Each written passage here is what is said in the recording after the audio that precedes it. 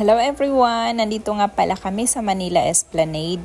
Ito yung parte ng Pasig River na dinevelop at inayos na siya.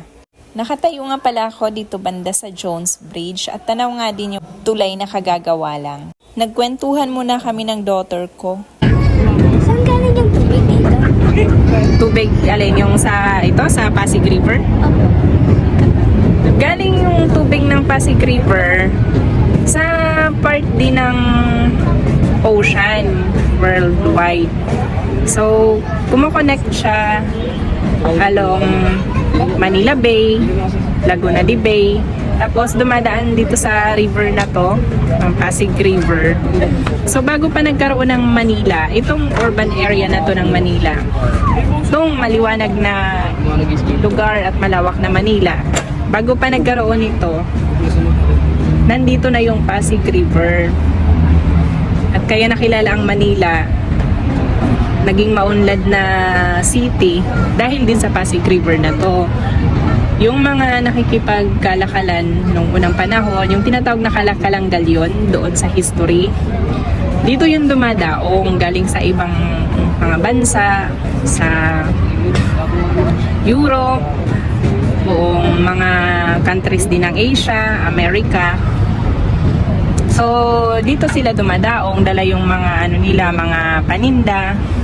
Tapos nakikipagkalakalan sila dito sa sa Pilipinas through Pasig River, through Manila. Kaya dumami yung mga tao dito, kagaya ng ibang mga civilization sa buong mundo. Yung nag-uumpisa ang mga tao dumami sa gilid ng ilog. Ito yon kasi na-access nito or dumadaloy din to sa ibang parte ng mundo. So, hindi ito parang swimming pool na inilagay lang. Ganon. Yung iba, siguro galing sa sa mga mountains, bumababa din dito kapag ulan, ganon. Pero, mostly ng mga waters dito is part of the water ng Pacific Ocean, Atlantic Ocean. Iisa lang to, dumadaloy dito. Dati, ang tawag sa river na to, hindi pa siya Pasig River. Rio Pasig. Ibig sabihin, mabilis na agos ng tubig. Malamig na, magsusulat ko nito. Lamig ng hangin, ang lakas. Nagpapalipad yung bangs ko. Wala akong bangs.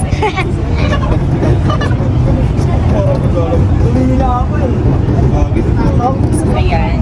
Ikaw na mag-photographer? Ikaw na?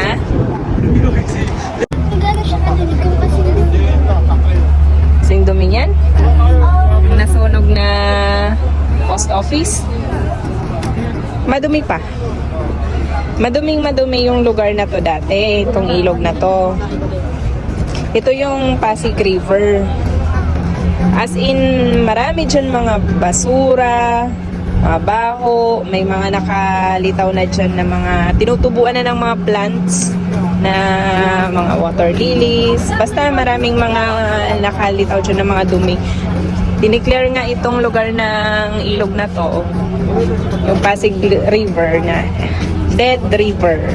Ibig sabihin, sa sobrang dumi niya, wala nang nabubuhay dyan ng mga fishes, yung mga pwedeng kainin ng mga seafoods, wala na yon sa sobrang dumi niya.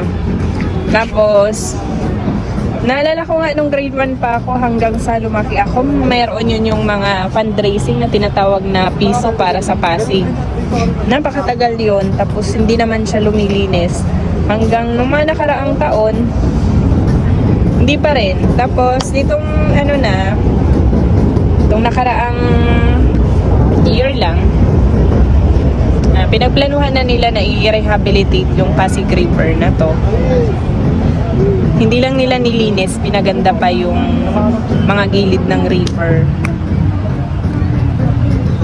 Ayun. pero may buhay pa na isda dito Sa ngayon, meron ng mga nangingisda dito sa lugar na to. Kinakain na nila yung fishes.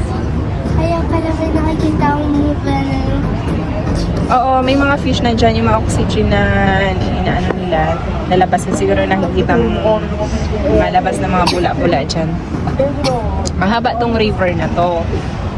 Mula Sa kabilang dulo nito, nandun yung Manila Bay. Ang dulo naman nito, yung Laguna Libay. Ang haba nito nasa 27 kilometer.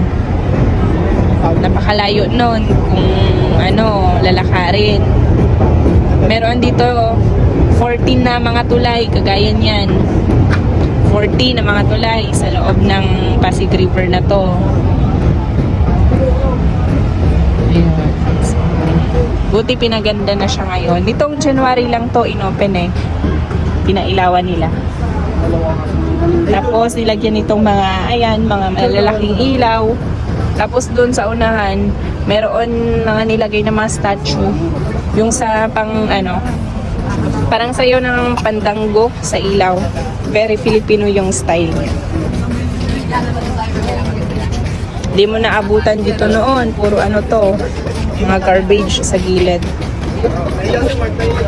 At least nakita mo na ngayon, malinis na, 'di ba? Maganda, maliwanag.